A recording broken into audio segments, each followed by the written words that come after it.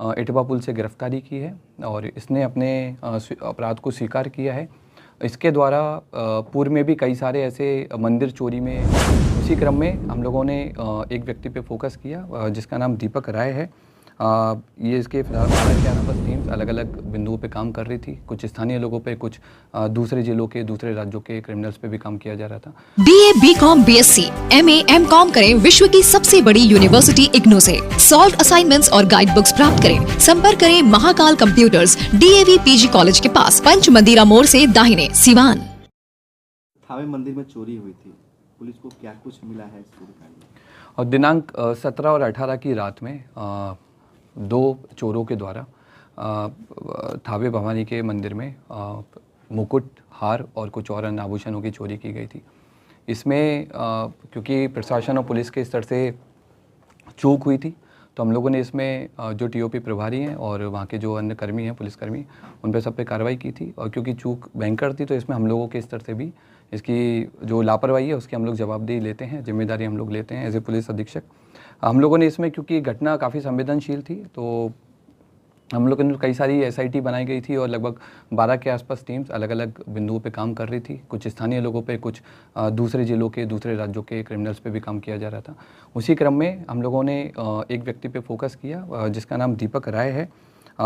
ये इसके फिलहाल फादर का नाम देवानंद राय है। ये जमनिया थाना गाजीपुर का रहने वाला है और इसकी हम लोगों ने कल इटवा पुल से गिरफ्तारी की है और इसने अपने अपराध को स्वीकार किया है। इसके द्वारा पूर्व में भी कई सारे ऐसे मंदिर चोरी में अपराध किए गए हैं। इसी साल मार्च 2025 में इसके द्वारा महू जिले के कोतवाली थाने में शीतला माता मंदिर में चोरी की घटना कारित की थी, जिसमें जेल गया था और 13 नवंबर को जेल से छूटा है। जेल से छूटने के बाद में फिर इसने थावे मंदिर और पुणे के एक बड़े मंदिर की रेकी करना स्टार्ट किया। वहाँ के सोने मुकुट के बारे में इसने गूगल पे और यूट्यूब पे अच्छे से सर्च किया और 10 और 11 की रात में थावे मंदिर में आकर प्रॉपर रेकी की और जिस तरह से घटना कारित की गई है उसी तरह से इसके द्वारा रेकी किया गया। मंदिर के पीछे जो अंडर कंस्ट्रक्शन बिल्डिंग है उसमें चढ़ करके इसने देखा कि कैसे आना है, कैसे जाना है और किस तरह से पूरा प्लान करना है। ये उसने उस दिन पूरा स्ट्रेटजी बनाई और 17 तारीख की शाम को 5 बजे अपने घर से चलकर यहाँ पर थावे मंदिर में 11:45 के आसपास जिस तरह से रेकी की गई थी उसी तरह से इसके द्वारा घटना को कारित किया गया। कारित करने के बाद गांव के रास्ते से होकर पैठान पट्टी होकर के इसके द्वारा वापस अपने घर पे गया और अपने आभूषण को, जो अपना दूसरा साथी है, उसको इसने हैंड ओवर कर दिया है ताकि पुलिस अगर इसको पकड़े तो आभूषण नहीं मिले। कितने लोगों ने मिलकर चोरी की घटना? अभी तक की जो हमारा अनुसंधान हुआ है और इससे पूछताछ में अभी तक हम लोग 2 लोगों पे काम किए हैं और 2 लोगों की संलिप्तता पूर्णतः पाई गई है। इसमें दोनों लोग आइडेंटिफाई हो गए हैं। एक व्यक्ति दीपक राय की गिरफ्तारी हुई है। उसके पास से हमको घटना में जो उस दिन घटना हुई थी उस वाला कटर हमने बरामद किया है, जो कपड़े पहने हुए थे वो बरामद किए हैं। फ़ोन बरामद किया है जिसमें उसके द्वारा थावे मंदिर के बारे में सर्च किया गया है और घटना कारित होने के बाद में भी उसने सोने की डिटेल PI 916 के बारे में पूरा उसने पढ़ा है। और इसके बाद में हम लोगों ने उसके जो रेकी के टाइम पे जो जूते पहने थे वो जूते हम लोगों ने बरामद किए हैं। रेकी के टाइम में जो बैग यूज़ किया था वो बरामद किया है। जिस बाइक से वो लोग घटना करने आए थे वो बाइक भी हम लोगों ने आइडेंटिफाई कर लिया। जल्दी भी हम लोग उस बाइक को भी बरामद करेंगे।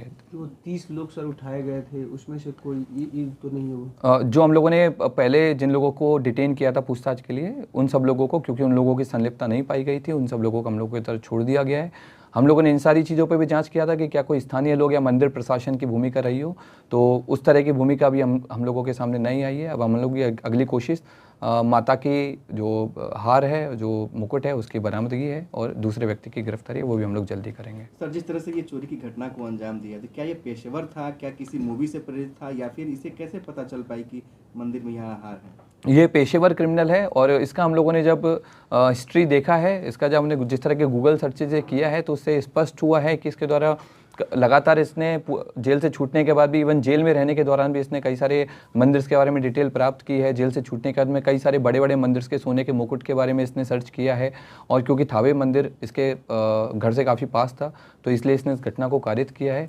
इसने कई सारी जो क्राइम थ्रिलर हैं, जैसे जो बिहार बेस्ड एक मूवी बनी है उस पर भी इसने सर्च किया, उसके बारे में पढ़ा कि कैसे पुलिस अनुसंधान करती है, कैसे पुलिस अपराधी तक पहुंचती है, कांड का उद्भेदन करती है, ताकि उन सारे तरीकों से बच करके इसके द्वारा उन सारे तरीकों को यूज़ करके पकड़े जाने से बचा जा सके। क्या तो उस दिन मोबाइल भी लेकर पहुंचा था? नहीं, उस दिन ये मोबाइल नहीं लेके आया था। इवन जिस दिन रेकी करने आया था उस दिन भी इसने इंश्योर किया था कि इसका कोई भी डिजिटल फुटप्रिंट थावे या फिर गोपालगंज में नहीं रहे, ताकि अगर पुलिस कल को अनुसंधान करे या फिर कोर्ट में आगे ट्रायल हो तो इसके ऊपर कोई ऐसा प्रूफ नहीं मिले कि ये यहाँ पर मौजूद कितने केसेस में सर ये वांछित रहा है? अभी तक के रिकॉर्ड के हिसाब से हमको इसके ऊपर 5 केसेस मिले हैं, जिनमें बनारस में इसने बाइक चोरी की है, महू में इसने मंदिर चोरी की है, और भी हमें लोकल सोर्सेज से पता लगा है कि पूर्व में भी कई सारे मंदिरों में चोरी कर चुका है, लेकिन वो अभी तक उद्भेदन नहीं हो पाए थे, इसलिए इसका नाम नहीं आया है।